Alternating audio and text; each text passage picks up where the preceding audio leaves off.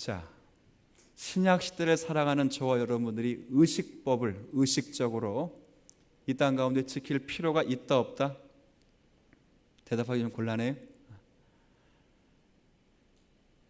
당회가 결의해서 구약 백성이 참 유월절 지키는 게 참 멋있더라. 그래서 당회가 결의를 해서 이스라엘에서 가장 좋은 흠없는 양을 수입해서 장로님과 제가 목을 따고 피를 만들어서 교회당 좌우 문설주의 임방에 바르고 성도들에게 피를 뿌리면 신앙이 있는 행위입니까? 하나님을 모독하는 신성 모독일까요? 그건 대답할 수 있겠어요? 그럼 유월절 또 오순절 초막절이라 불려지는 의식법을 신약 시대에 지키는 것은 신앙적일까요? 아니면 하나님을 모독하는 신성 모독일까요? 답이 좀 되겠어요 이제? 이해되십니까? 그럼에도 불구하고 그 정신은 그대로 이어가는 것입니다. 유월절 너희가 종됐던 그곳에서 애굽 땅에서 구원받은 그 날을 기억하라. 그 기억하라는 그 말씀은 이제 신약 교회에 와서 신약 시대에 예수 그리스도께서 구약의 종되었던 이스라엘 백성들을 죄와 사망에서 구원하듯이 이 땅 가운데 죄와 사탄과 사망과 권세 가운데 있던 하나님의 백성들을 구원하신 한 날, 이게 우리의 날이 아닙니다. 개인적인 그 날이 아니고 주님께서 구원하시고 하나님께서 고난받으시고 부활하신 그 날, 그 날을 기억하는 것은 중요한 것입니다. 자, 그 날이 무슨 날입니까? 예? 대답을 하셔야 돼요. 이거는 무슨 날입니까? 힘드시죠? 따라합시다. 주일. 시작. 어렵습니까? 한 날을 구별하는 거죠. 주일. 주일을 그렇게 지키는 것입니다. 그래서 우리 초대교회도 마찬가지, 종교개혁이 있던 그 시대의 종교개혁 신앙의 선배들도 주일 외에는 어떤 것도 절기를 지키지 않았습니다. 부활절도 마찬가지고 성탄절도 마찬가지고 감사절도 마찬가지입니다. 그럼에도 불구하고 신약교회에서 그 당시는 모두가 종교적인 사회, 그다음은 정치가 종교적인 정치, 이 땅에서 태어나는 모든 사람들이 종교적인 사람이었던 그 시대와 다르게 지금은 현대적인 모든 사람들은 종교적인 시대에 탄생하고 태어나지 않았기 때문에 그들에게 한 절기를 지킴으로 함으로써 어떤 그리스도의 구속의 은혜를 깨닫게 하시는 것이 신약교의 여러 절기들입니다. 그럴 만한 절기가 몇 가지가 있는데 우리 교회와 관련돼서는 부활절, 감사절, 성탄절입니다. 자, 그런데 이런 절기들도 장점이 있고 단점이 있습니다. 장점은 뭔가? 잊기 쉬운 현대 기독교인들에게 한 날을 지켜 그 절기를 잊지 않고 생각나게 하는 것이다. 자, 이번 한 주간이 무슨 주간이라 했어요? 고난주간. 이 절기를 지키면서 주님의 고난과 대속을 묵상하게 되는구나. 장점이죠. 그러나 장점 이면에 단점이 큽니다. 단점은 뭔가? 그 주일, 그 절기, 그 주간에는 바짝 긴장하여 그 의미를 생각하다가 그 절기가 끝나면 까마득히 잊고 사는 우리네 인생이기 때문에 제가 쉽게 한번 이렇게 물어볼까요? 성탄절 찬양, 기쁘다 구주 오셨네, 이 찬양을 제가 반팔 와이셔츠 입고 반바지 입고 부르면 어울려요, 안 어울려요? 안 어울리죠? 부활절, 다음 주일이 부활절인데 박병희 집사님께 찬양 인도하시는데 저들밖에 한밤중에 노엘 노엘 기쁘다 구주 오셨네 만 백성 맞춰라. 노래 잘 못해요. 기대하지 마세요. 계속 흥미져가지고. 자, 이 찬양을 부르면 여러분도 어떻게 생각하겠습니까? 집사님 실수하신 것 같은데요. 그러죠? 뭡니까? 조심해야죠. 부활절, 고난절, 성탄절에 부를 찬양은 매일매일 불러도 부족할 그런 찬양이죠. 이해되십니까? 여기에 미혹이 있는 것입니다. 부활절에 성탄절 찬양을 부르는데 틀렸다, 이것이 미혹이고, 성탄절 주일에 부활절 찬송을 부르는데 미혹이다, 틀렸다, 그렇게 말하는 것 자체가 미혹인 것입니다. 저는 우리 주님 사랑 교우들에게 이렇게 말하고 싶습니다. 매 주일이 주님께서 우리를 위한 성탄절이고, 매 주일이 우리를 위해 고난받으신 고난주일이고, 매 주일이 우리를 위해 죽으신 부활하신 부활주일이시고, 매 주일이 우리를 대속하신 주님의 은혜 가운데 감사주일을 지키는 성숙한 그리스도인들이 되기를 진심으로 축원합니다. 제가 왜 이런 말씀을 드리는가? 지금 일반 교회에서는 무슨 절기로 지키는 줄 아시죠? 사순절 이렇게 지킵니다. 많은 분들이 저에게 염려하시면서 여쭤봅니다. 목사님 바쁘시죠? 예, 그런 그렇습니다. 목사님 바쁘신데 한 가지 잊은 게 있습니다. 예, 뭐죠? 사순절을 잊고 지나시네요. 예, 사순절 지켜야 합니다. 제가 장로님께 말씀 붙으라, 장로님이 저한테 그렇게 말씀하신 건 아니고 장로님께 제가 미리 말씀을 드렸습니다. 장로님, 이 사순절이 하는 것은 성경에도 없고 사순절의 의미도 성경에 없고 뿐만 아니고 로만 캐톨릭에서 자신의 교리를 강화시키기 위하여 이교 문화 속에 있는 그 문화를 자기들이 받아들여서 사순절을 지킬 때 그것이 부러워서 교회 가운데 사순절을 지킨다면 저는 오히려 낯설게 여겨집니다. 장로님께서 오케이, 그대로 하십시오. 제가 단독적으로 총대를 메고 사순절을 지키지 않은 것입니다. 사순절을 지키지 않은 저는 대충 살았겠습니까? 맨날 폭식하고 맨날 잠만 자고 그래 지냅니까? 아니죠. 하나님의 말씀 가운데 주어진 매일매일이 주님께서 오늘 오셨고 내일 부활하시고 그리고 다시 오실 것이다, 그런 자세로 매일매일 살아가는 저와 여러분 되기를 진심으로 기원하는 것입니다. 이런 절기에 대한 전체적인 이해가 있는 성도들은 이제 교회 가운데 새 절기를 지키는 것은 괜찮습니다. 부활절, 감사절, 성탄절. 그런데 아직도 부활주일에 기쁘다 구주 오셨네 라는 찬양이 낯설게 여겨지는 분들은 그런 절기를 지키실 필요가 없는 것입니다. 오히려 지킴으로 무익하게 되고 지킴으로 신앙이 침해를 받습니다. 그러나 부활주일날 기쁘다 구주 오셨네를 부르기가 전혀 낯설지 않고 성탄주일날 주님께서 무덤을 박차고 부활하셨다, 그 찬양이 전혀 낯설게 여기지 않는 성도라면 교회와 함께 새 절기를 지킬 때 기쁨으로 감당하시기를 주님의 이름으로 축원합니다. 제가 왜 이런 말씀을 드리는가?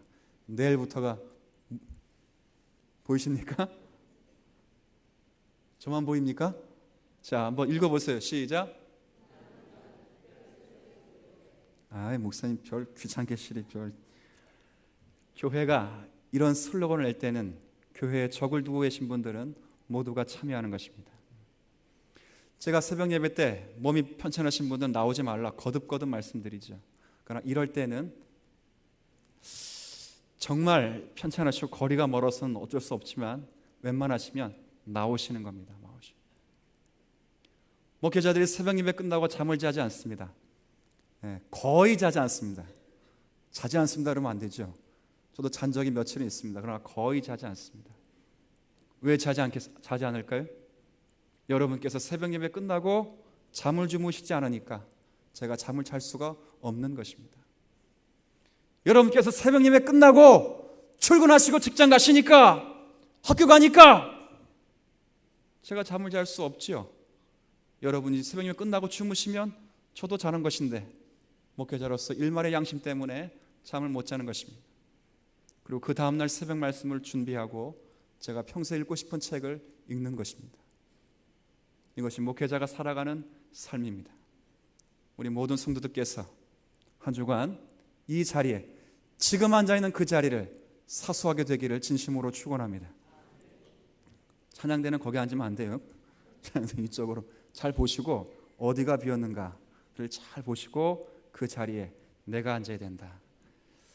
직장 때문에 이 지역에 안 계신 분들 너무 마음 쓰지 마시고 그곳에서 각자 위치에서 지키시면 됩니다. 너무 멀리 계신 분, 편찮으셔서 일어날 수 없는 분, 그런 분들 말고, 직장과 관계된 분 말고. 그러나 제가 알기로는 시간적인 여유가 없음에도 불구하고 만들 수 있는 분이 계시기 때문에 그런 분들을 제가 말씀을 드리는 것입니다. 너무 부담되세요? 부담 안 되시죠? 참고로 작년 9월달 특별 새벽 기도할 때 100명 넘게 나오셨습니다. 100명 넘게. 그때 교우들이 얼마 안 됐거든요. 그런데 100명 넘게 참여했습니다. 이 정도 이상 인원이 되면 140명 정도는 참여를 하셔야 합니다. 청년들, 괜히 또 청년 목사래가 청년들 맨날 잡고 있는데 정신 번쩍번쩍 차려서 이 자리에 잘 참여해 주시고, 우리 사랑하는 장년분들께서도 마음 쓰셔서 이 자리를 앉아주셔서 함께 기도하는 그 일에 주님의 고난과 대속의 은혜를 묵상하게 되는 귀한 날들이 되기를 주님의 이름으로 축원합니다. 자, 저희 교회 말씀 일기 본문은 이제 창세기, 출애굽기 읽고 어디 있습니까? 누가복음 읽습니다. 오늘 누가복음 1장입니다. 오늘이 4월 1일이기 때문에 1장을 읽습니다. 그래서 매일매일 한 장씩 교회가 읽어가게 될 것입니다. 신약 성경 27권 가운데 마태, 마가, 누가, 요한 복음을 복음서라 부릅니다. 복음서. 마태에게 전해준 복음서, 마가가 전해준 복음서, 누가가 전해준 복음서, 요한이 전해준 복음서. 아니, 목사님 복음서 한 권이면 되지 뭘 이리 많습니까? 서로 다른 각도에서 예수님을 보여주는 것입니다. 누가와 마태는 예수님의 울음소리가 들리는데 요한복음엔 예수님의 울음소리가 들리지 않고 그분이 바로 하나님이시다 직접 말씀을 하십니다. 바로 그런 것이죠. 서로 다른 각도에서 틀린 것이 아니라 한 분은 앞에서, 한 분은 옆에서, 한 분은 뒤에서 예수 그리스도의 다각도로 예수 그리스도 우리에게 소개하게 될 때 이 복음서가 있어서 예수님을 균형 있게 이해할 수 있는 것입니다. 복음서입니다. 자, 복음이 뭡니까? 복음은 여러분 한자 표현으로 복복자의 소리음자입니다. 복스러운 소리, 기쁜 소리, 기쁜 소식이 복음이죠. 무엇이 복음입니까? 로또 1등? 예, 복음이 될 수 있습니다. 기다리는 자에겐 복음이 될 수 있습니다. 아파트 당첨? 기다리는 분에겐 복음이 될 수 있습니다. 주택 재개발? 기다리는 분에겐 복음이 될 수 있습니다. 대학 합격? 기다리는 분에게는 복음이 될 수 있습니다. 그러나 그런 것 말고 전 인류 가운데 공통적인 복음은 무엇인가? 사도 바울께서 로마서 1장 2절에 말씀하시기를 이 복음은 하나님께서 선지자를 통하여 그의 아들에 관하여 미리 말씀하신 것이라. 자, 누구에 관하여? 누구에 관하여 말씀하신 거라고요? 아들에 관하여, 아들 예수 그리스도에 관하여 말씀하신 거죠. 그분께서 오실 것이다. 그분께서 오셨다. 그분께서 사셨다. 그분께서 우리를 위해 고난을 받으셨다. 그분께서 부활하셨다. 그분께서 승천하셨다. 그분께서 다시 오실 것이다. 이 모두가 복음인 것입니다. 복음은 신약시대에 비로소 등장한 것이 아니라 로마서 1장 2절에 사도 바울이 좀 전에 표현한 것처럼 하나님께서 선지자들을 통하여 그의 아들에 관해 미리 알려주신 것이다. 자, 복음은 신약에만 있습니까? 구약에도 있습니까? 구약에도 있는 것입니다. 이미 창세기 출애굽을 통해서 말씀을 읽어보듯이 창세기 3장에 뱀의 후손은 여인의 후손의 발꿈치를 상하게 할 것이나 그러나 여인의 후손은 뱀의 후손의 머리를 부술 것이다. 아브라함이 독자 이삭을 바치면서 예수님께서 그 본문을 인용하신 말씀하시기를 아브라함이 내 때에 볼 것을 보고 즐거워하였느니라. 출애굽 이스라엘 백성들이 출애굽하며 가나안 땅에 들어가면서 앞으로 한 실체가 오셔서 모세와 같은 선지자를 세우셔서 죄와 사망 가운데 이 땅에 하나님의 백성의 죄에서 구원하실 것이고 약속의 가나안 땅처럼 영원한 천국에 이르게 하실 것이다. 성막도 그리스도를 예표하는 것이요 모든 제사법도 그리스도를 예표하여 창세기에 있는 복음, 출애굽기에 있는 복음, 역사서에 있는 복음, 시가서에 있는 복음, 선지서에 있는 복음을 이미 우리가 알고 있는 그런 사람입니다. 복음은 예수 그리스도에 관한 소식이다. 그 이야기를 가슴에 간직할 수 있는 저와 여러분 되기를 진심으로 축원합니다. 자, 그런데 복음이 복음되기 위해서는 반드시 전제되어야 할 것이 있습니다. 그것은 뭐냐? 우리의 인식의 문제입니다. 인식. 이 땅에 사는 모든 사람들 그리고 사상가들, 종교들은 한 가지 영적 사실을 인정합니다. 이 땅의 사람들은 죄인이요, 이 땅의 사람들은 부패했다고 말합니다. 그것이 사상이든 종교든 간에 인생을 자각할 수 있는 나이가 되면 사람에 대해서는 낙관적이지 않습니다. 그러나 해결 방식에 있어서는 천차만별입니다. 각자가 해결할 수 있는 방법으로 자신이 죄의 문제를 해결하려고 합니다. 그러나 거기엔 복음이 있을 수가 없습니다. 복음은 무엇이 전제되었냐? 죄의 인식의 문제가 전제되어야 합니다. 이 죄라고 하는 것이 인간이 스스로 해결될 수 없는 그런 문제가 되는구나. 하나님 앞에서 인생으로 살면서 하나님 앞에서 의롭다함 인정받을 육체가 이 땅 가운데는 없다는 것을 인정할 때에 살아생전에 우리의 죄 문제, 죽음 후에 하나님의 심판대 앞에서 우리 자신이 의롭다고 선언받을 육체가 하나도 없다는 것을 인정하고 영적인 갈증과 고민이 있을 때 복음이 되는 것입니다. 여러분, 이런 영적인 갈증이 저와 여러분 가운데 있게 되기를 진심으로 소원합니다. 유대교들은 계명을 지킴으로 이 문제를 해결할 수 있다 말합니다. 이방 종교들은 지성이면 감천이라 말하면서 자신의 신에게 정성을 다하면 이 문제가 해결될 수 있을 거라 말합니다. 어디까지 정성을 들이는가? 자기 아들을 바치면서까지도 그런 정성을 드리는 것입니다. 그러면 자신의 신이 감동하셔서 이 죄의 문제를 해결해 주실 것이다. 그러나 우리는 하나님 앞에 섰을 때에 어느 누구도 이 땅 가운데 죄의 문제를 스스로 해결할 수 있는 사람은 하나도 없다는 영적 갈증이 있는 사람들이 복음이 되는 것입니다. 복음은 누구에게 들립니다?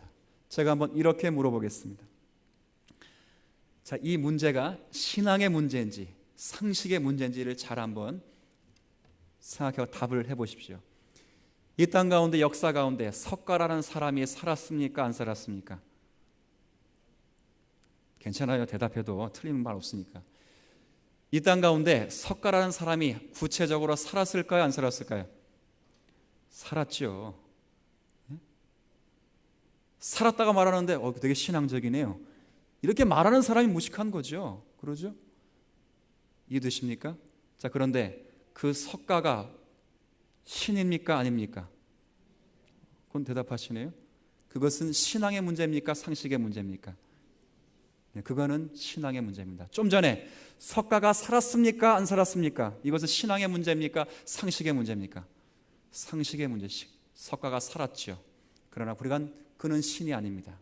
자, 그러면 여러분에게 이렇게 물어보겠습니다. 이건 여러분에게 묻는 게 아니고 이 땅에 귀가 있는 모든 사람은 다 듣는 것입니다. 이 땅의 모든 사람들에게 제가 이렇게 물어보겠습니다. 예수가 2000년 전에 이 땅에 살았던 구체적인 인물입니까? 아닙니까? 그들은 뭐라 말할까요? 구체적으로 살았습니다. 아까 제가 복음이 누구라고 말씀을 드렸습니까? 예수 그리스도입니다. 누구나 복음에 대해서 못 들어본 인생이 없습니다. 문명권에 있고 글을 읽을 수 있고 이 땅 가운데 땅에 발을 붙이며 살아가는 모든 사람들이라면 복음을 듣습니다. 그런데 이렇게 물어보겠습니다. 그 예수가 하나님의 아들이시며 당신의 구원자가 되십니까? 이렇게 대답할 수 있는 분들은 상식의 문제입니까? 신앙의 문제입니까? 신앙의 문제입니다. 이면을 바로 생각하십니다. 복음이 복음되기 위해서는 복음이 전해질 뿐만 아니라 복음 앞에 서 있는 성도들의 인식이 필요한 것입니다. 이 땅에 귀가 있는 성도들이 복음을 듣지 못했다, 핑계할 육체가 없다, 하나님께서 그렇게 말씀을 드렸습니다. 그러나 그 복음 앞에서 복음이 복음될 수 있는 저와 여러분 되기를 진심으로 축원합니다. 죄에 대한 인식이 있으셔야 합니다. 하나님께서 모든 것을 하셨다는 그런 사실을 자각할 수 있는 우리가 돼야 그 복음이 되는 것입니다. 유대인은 율법 지켜, 이방이 자신의 노력과 수고로 거기엔 길이 없는 것입니다. 복음은 이런 방식 말고 우리 예수 그리스도께서, 그분께서 모든 것을 해결하시고 우리가 그분으로 말미암아 구속, 그 죄의 사함을 받고 의롭다 칭함받고 새 생명 받고 구원을 얻은 것이다. 이것이 우리가 생각하는, 우리가 믿고 있는 복음의 근거이십니다. 그래서 복음의 근거는 그리스도 예수, 신앙을 전제로 하는 그리스도 예수입니다. 그리고 그와 함께하는 것입니다. 함께 죽고 함께 살고 함께 하늘의 상속자가 되고 함께 그의 몸의 지체가 되고 함께 약속에 참여한 자 되고, 이것이 복음으로 우리를 초대하신 주님의 은혜인 것입니다. 제자들이 이것을 깨닫지 못했습니다. 주님께서 끌려 잡혀가실 때에 마치 무능한 자처럼 그렇게 끌려가십니다. 제자들이 만류를 하고 사도 베드로가 로마 병정에 칼을 뽑아 말구의 귀를 잘랐음에도 불구하고 우리 주님께서 베드로를 오히려 책망하시면서 말구의 귀를 붙여주시면서 요요히 자신이 정말 주 예수처럼 그 자리에 끌려가십니다. 이건 무슨 일입니까? 그렇게 제자들이 충성을 다하여 3년 4개월을 쫓아다녔고 죽음이 임박한 그 자리에서 베드로 같은 충신 같은 사람들이 예수님을 그렇게 막아들였건만 오히려 베드로를 책망하면서 그렇게 잡혀가신 그 주님은 어떤 분이십니까?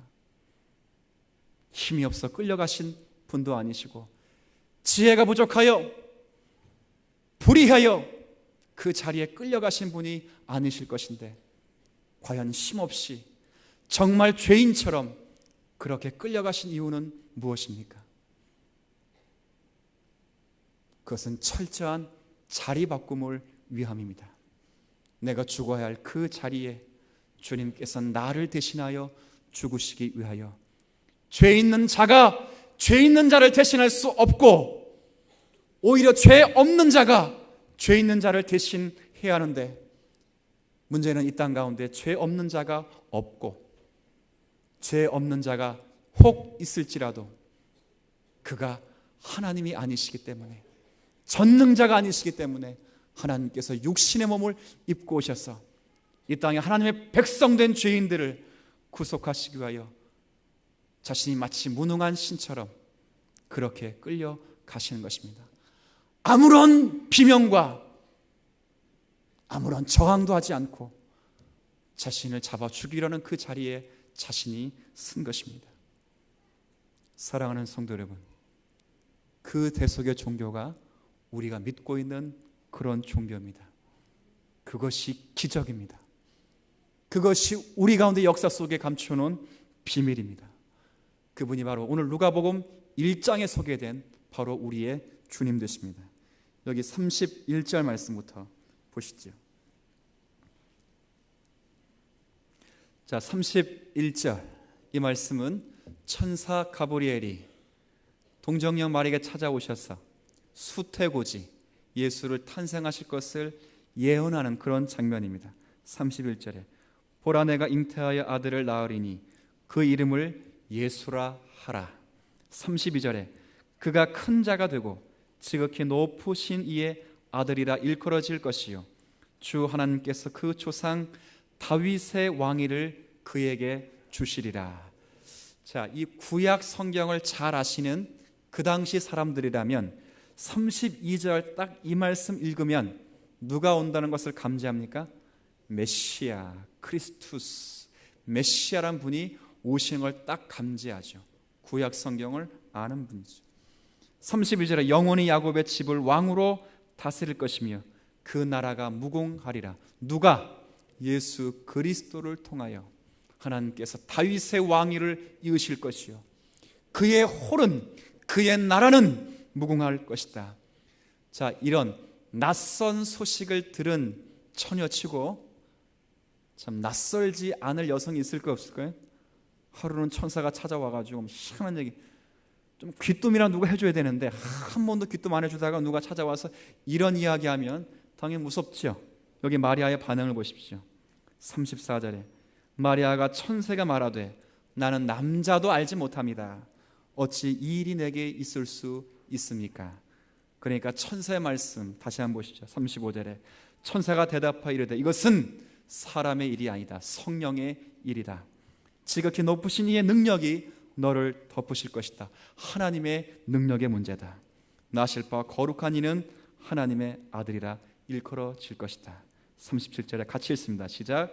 대저 하나님의 모든 말씀은 능하지 못하심이 없느니라. 이 말씀을 아무렇게나 인용하시면 안 됩니다. 바로 여기에 표현된 말씀입니다. 대저 하나님의 말씀은 능치 못하심이 없느니라. 최초의 천사가 성령으로 하나님의 능력으로 한 낯선 여인에게 예수를 잉태하는 그 사건에 이 말씀이 인용된 것이구나. 그러죠. 그리고 마리아가 이 내용을 깨닫고 노래를 부릅니다. 여러분 46절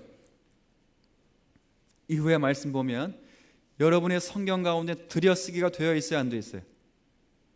약간 들여쓰기 있죠, 문단에서. 들여쓰기가 된 것은 구약을 인용했거나 그리고 노래 같은 시적인 표현들을 표현할 때 쓰는 겁니다. 지금 마리아의 찬양은 구약을 인용하면서 노래를 부른 겁니다. 노래. 그 노래 가운데 49절을 함께 읽습니다. 시작. 능하신 이가 큰 일을 내가 행하셨으니 그 이름이 거룩하십니다. 어떤 일을 행하셨어요? 큰 일. 뭐가 큰 일입니까? 낯선 여인이 하나님을 잉태하게 된 그 일이 큰 일이죠.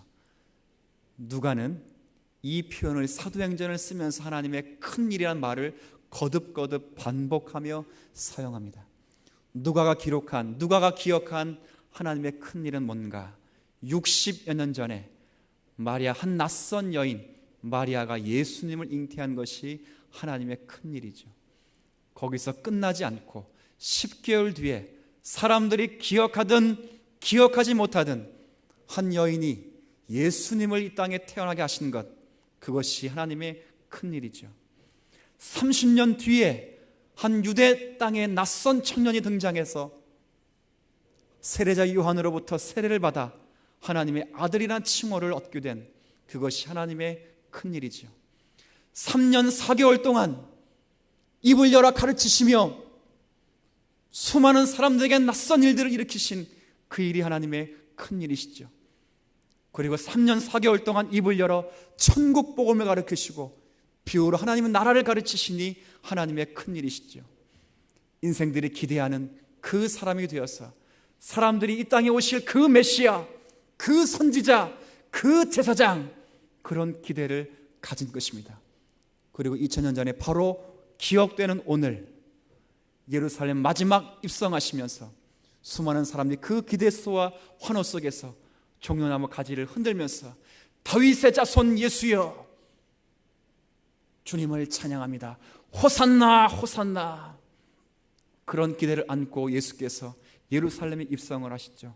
그러나 불과 일주일도 되지 않은 그때에 종교 지도자들의 그 폐역한 괴략 때문에 가장 그 당시의 문명인인 로마의 공법에서도 공정하다고, 죄가 없다고, 무음하다고 판결된 그 예수를 가장 잔혹한 십자가에 죽이게 되는 그 일들이 있게 된 것이죠. 거기로 끝이지 않고 사람들에게 소문을 낳게 됩니다. 그분께서 부활하셨다. 그분께서 다시 사셨다.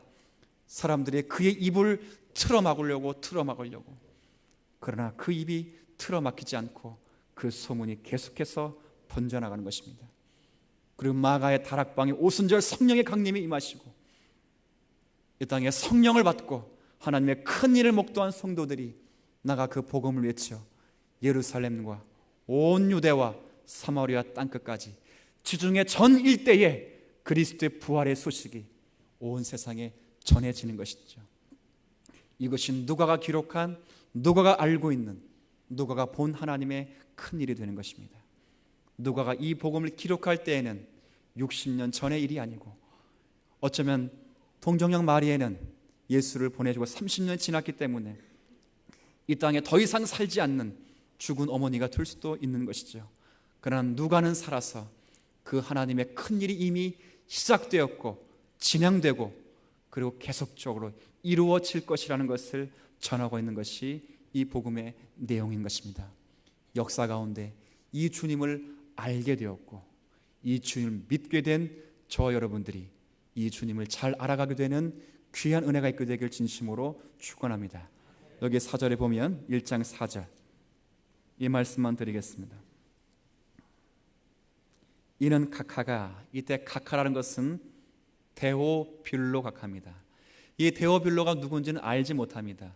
어떤 성경학자도 이 사람이 누구다 정의할 수 없습니다. 그러나 음가를 보시면 데오빌로 할 때 테오 하면 테오스, 데오스 하나님 이런 뜻이고 필로스, 필로 하면 친구 혹은 사랑입니다. 즉 하나님께 사랑받은 자 혹은 하나님의 친구. 그래서 어떤 성경 신학자는 한 사람만을 지칭하는 것이 아니라 하나님께 사랑을 받게 될 모든 하나님의 백성들이 이 편지의 수신자다, 그렇게 이해하는 분도 있는 것입니다. 1차적인 수신자는 테오필로라는 각하이고 2차적인 수신자는 하나님께 사랑을 받은 모든 하나님의 백성들이죠. 자, 그런데 여기 4절 마지막 보면 중간에 보면 알고 있는 바, 이 알고 있는 바가 뭡니까? 지금껏 제가 30분 내내 설교했던 이 설교의 내용, 복음의 소식입니다. 그런데 이 복음을 4절 마지막 부분에 더 확실하게 하기 위하여 내가 지금 펜을 들어 각하에게 쓰고 있습니다. 성도 여러분, 기독교는 무조건 믿어라 그렇게 말하지 않습니다. 눈 감고 안 믿어지면 믿습니다를 그냥 연발하라 그렇게 기독교는 말하지 않습니다. 눈으로 확인하고 신사적으로 각인해보고 실험해보고 싸워보고 조건이 있다. 그리스도를 경외하는 마음으로 그렇게 하라. 그렇게 하면 우리가 알고 있는 복음의 내용들을 보다 효과적으로 깨닫게 될 것입니다. 누가복음의 기록의 목적이 그러했듯이 한 주간 또 한 달 누가복음 읽어가면서 우리에게 들려준 복음의 메시지에 귀를 기울여 가시면서 이 복음의 그리스도 되심을